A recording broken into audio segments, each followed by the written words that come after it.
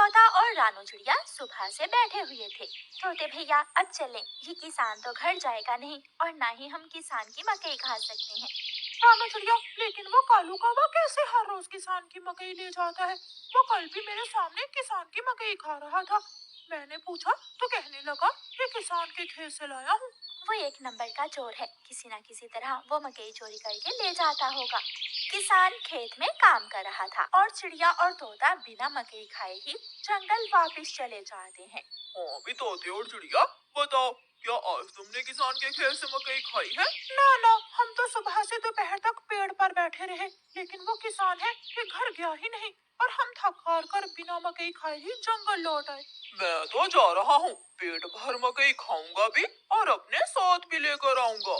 कालू कौवा इंसानों की बस्ती की तरफ जाता है। कालू कौवा किसान के खेत में जाकर किसान से कहता है, किसान किसान, तुम्हें तुम्हारी पत्नी घर बुला रही है, तुम्हारे घर में मेहमान आए हैं। अच्छा, तो मैं जल्दी से घर जाता हूँ। काफी शुक्रिया जो तुमने मुझे बता दिया। किसान अपने घर चला जाता है और कौवा मजे मजे से किसान के खेत से मकई खाने लगता है। नहीं, मैंने तो आपको नहीं बुलाया। क्या मेहमान नहीं आए थे? तो फिर उस काले कौवे ने मुझसे झूठ क्यों बोला? कौवा झूठा है, मैंने तो उसे नहीं भेजा। कौवा पेट भरकर मकई खाता है और कुछ मकई अपने साथ लेकर वापस जंगल लौट जाता है। कौवे कौवे, एक मकई का भुट्टा मुझे भी दे दो। ना ना, मैं तो मकई का भुट्टा किसी को नहीं दूंगा, बहुत मुश्किल से लाया हूँ मैं। कौवा चिड़िया के सामने बैठकर मकई का भुट्टा खा रहा था और चिड़िया के मुंह में पानी आ रहा था। दूसरे दिन कौवा फिर से किसान के खेत में जाता है और किसान से कहता है, किसान किसान, मैं अभी अभी तुम्हारे घर से आया हूँ, तुम्हारे बेटे को तेज बुखार है, जल्दी से घर जाओ। कौवे की बात सुनकर किसान घबरा जाता है और कुछ सोचे बिना अपने घर भाग जाता है और कौवा मजे से मकई खाने लगता है। कहाँ है मेरा मुन्ना? मुन्ना तो बाहर खेलने गया हुआ है। क्या मेरा मुन्ना ठीक है? हाँ हाँ, मुन्ना तो बिल्कुल ठीक है। तो फिर इसका मतलब आज फिर उस शरारती कौवे ने मुझसे शरारत की है।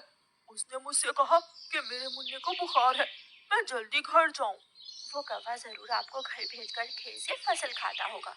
मैं कल देखूंगा वो कौवा कैसे मुझे उल्लू बनाकर मेरे खेत से मेरी फसल खाता है।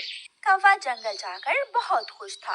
वो जो मकई अपने साथ लाया था वो तोते और कबूतर के सामने बैठकर खाता है। वाह वाह, मजा ही आ गया, ये मकई तो बहुत स्वादिष्ट है। यार कौवे, थोड़ी सी मकई मुझे भी दे दो। हाँ ठीक है, अगर तुम मेरे घर का काम कर दो तो मैं तुम्हें भी मकई दे सकता हूँ। मैं भी करूँगा, मैं भी कभी आपके घर का सारा काम करूँगा, मुझे भी मकई दे देना। ठीक है, तो फिर जल्दी से मेरे साथ आ जाओ। कौवा कबूतर और तोते को अपने घर ले जाता है। तोते, तुम जल्दी से मेरे घर की सफाई सुथराई कर दो और कबूतर तुम जल्दी से मेरे सारे बर्तन धो दो, फिर मैं तुम दोनों को मकई दूंगा। फिर कबूतर अपने काम में लग जाता है और तोता कौवे के घर की सफाई सुथराई करने लगता है। दोनों अपना अपना काम खत्म कर देते हैं। कौवे, मैंने काम कर दिया है, अब मुझे मकई दे दो। मैंने भी काम कर लिया है, मुझे भी मकई दो। कौन सी मकई? चलो भाग जाओ यहाँ से तुम दोनों, मैं तुम्हें कुछ नहीं देने वाला। तुम धोखेबाज हो, तुमने धोखे से हमसे अपना काम करवाया और अब हमें भूखे ही भेज रहे हो। कबूतर और तोता वहाँ से चले जाते हैं। कौवा हर रोज की तरह अगले दिन भी किसान को पागल बनाने के लिए किसान के खेत में चला जाता है। कौवा किसान के पास जाता है और किसान से कहता है, किसान किसान, मैं अभी अभी देख कर आया हूँ, तुम्हारी गाय जंगल की तरफ जा रही है, शायद उसकी रस्सी टूट गई होगी।